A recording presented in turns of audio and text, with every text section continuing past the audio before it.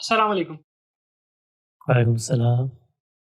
حسن بھائی، میرا آپ سے سوال ابھی جو شروع میں ڈسکشن ہو رہی تھی عربی معلّٰ کے متعلق، اور آپ نے بھی ایک جملہ کہا کہ اعلیٰ کلام کو سمجھنے کے لیے اعلیٰ زبان سیکھنے کی ضرورت ہے۔ اب عربی سیکھنا، اور وہ بھی سمپل عربی نہیں، عربی معلّٰ سیکھنا ہمارے لیے بھی مشکل ہے، لیکن ہمارے لیے آسانی یہ ہے کہ ہمارے پاس غامدی صاحب موجود ہیں، آپ جیسے اساتذہ موجود ہیں جو ہمیں اردو کے تھرو اس زبان کو اپریشیٹ کرنا سکھا دیتے ہیں، ہم سمجھ جاتے ہیں۔ لیکن قرآن کا پیغام تو آفاقی ہے، وہ سب کے لیے ہے۔ تو میرے ذہن میں ایک یہ اشکال پیدا ہوتا ہے کہ وہ لوگ جن کی اردو کا ایک تعلق عربی کے ساتھ بھی ہے، یعنی بہت زیادہ دور نہیں ہے، اس کا ایک کلوز ریلیٹو ہے اردو عربی کی، تو وہ زبانیں مثال کے طور پہ انڈونیشیا یا ملیشیا یا افریقہ کے مختلف ممالک کی جو زبانیں ہیں، ان لوگوں کے لیے وہ قرآن کو کیسے اپریشیٹ کر پائیں گے؟ ان کے لیے تو بہت بڑی ہرڈل نہیں ہو جائے گی قرآن کی اس انڈرسٹینڈنگ کو، اس نظم قرآن کو، اور قرآن میں کس طرح بات حذف ہوتی ہے، اور اس کو ان مقدرات کو کھولنا ان کے لیے بہت بڑی ہرڈل ہو جائے گی؟ تو کیا ایسا آفاقی کلام میں یہ ہرڈل میرا خیال سے نہیں ہونی چاہیے؟ تو اس جی، اشکال کے بارے میں اگر آپ تھوڑی سی رہنمائی کریں۔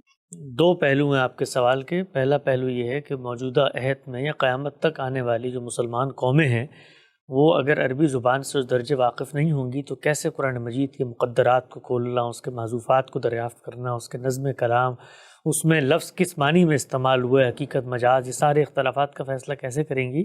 تو اس کا جواب یہ ہے کہ یہ ساری چیزوں کا فیصلہ علماء کرتے ہیں، عام آدمی نہیں کرتا۔ عام آدمی یہ معاملہ تو خود اردو کی زبان میں نہیں کر رہا ہوتا، یعنی جو غالب کی شاعری کے اندر مجاز کے اسالیب ہیں، کہ عام آدمی اس کو کھول کے آپ کو بتا سکتا ہے؟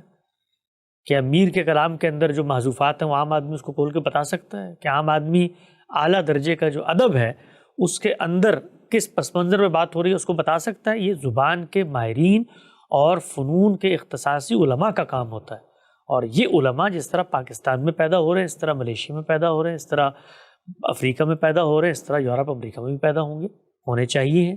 جو لوگ دین پر غور و فکر کرنا چاہتے ہیں ان کے لیے تو پہلی شرط ہے کہ وہ زبان سیکھیں۔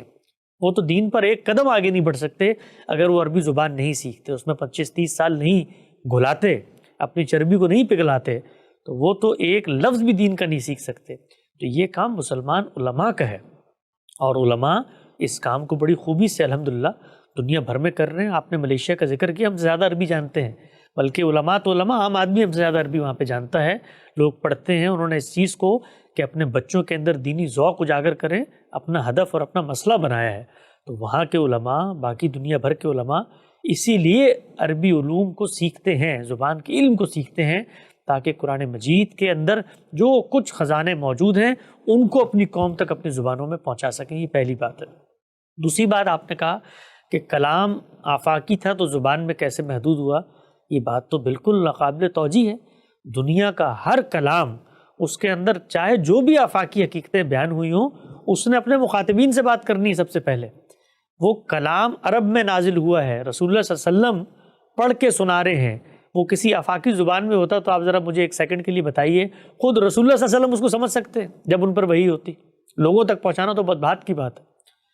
تو وہ تو سب سے پہلے اپنی قوم کے لیے حجت بنا ہے، اس قوم کے لیے وہ حجت بن ہی نہیں سکتا جب تک وہ اس کی زبان میں نہ ہو۔ اسی لیے قرآن مجید نے کہا ہے بِلِسَانِک نازل ہوا ہے، بِکتاب عربی مبین، واضح زبان میں نازل ہوا ہے جس کو تم سمجھ سکتے ہو۔ تو ان کے لیے اس نے عدالت بننا تھا، حجت بننا تھا، جزا و سزا کا معاملہ ہونا تھا۔ اب یہ سوال پیدا ہوا کہ ان کے ساتھ تو چلے ہو گیا، ہم کیا کریں؟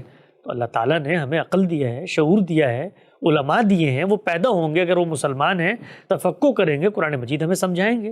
زبان کا شوق پیدا ہوتا ہے تو ہم زبان سیکھ سکتے ہیں، لیکن اگر کوئی شخص سے کہتا ہے جی میرے اندر تو فطری ذوق نہیں ہے زبان سیکھنے کا، یا میرے پاس وقت نہیں ہے، تو قرآن مجید کا جو پیغام ہے اس پیغام کو سمجھنے کے لیے کوئی بھی زبان مزاحم نہیں ہے۔ قرآن مجید کے علم کو سمجھنے کے لیے یقیناً زبان مزاحم ہے، لیکن قرآن کا پیغام جو ہے، وہ پیغام اور علم میں کیا فرق ہوتا ہے؟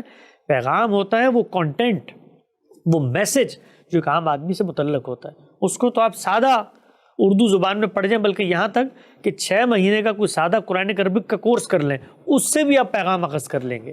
لیکن اس کے اندر جو گہرائی ہے، اس کے اندر جو اللہ تعالیٰ نے تفقہ کی ایک بصیرت پیدا کر دی ہے، وہ پیدا کرنے کے لیے آپ کو اشرے لگتے ہیں۔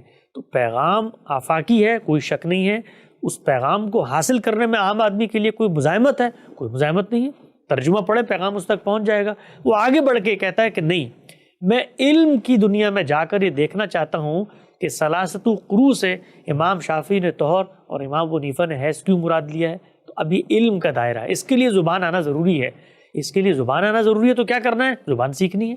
اب زبان سیکھنے کا ٹیمپرامنٹ نہیں ہے تو پھر اپنے آپ کو محدود کر لیں پیغام تک.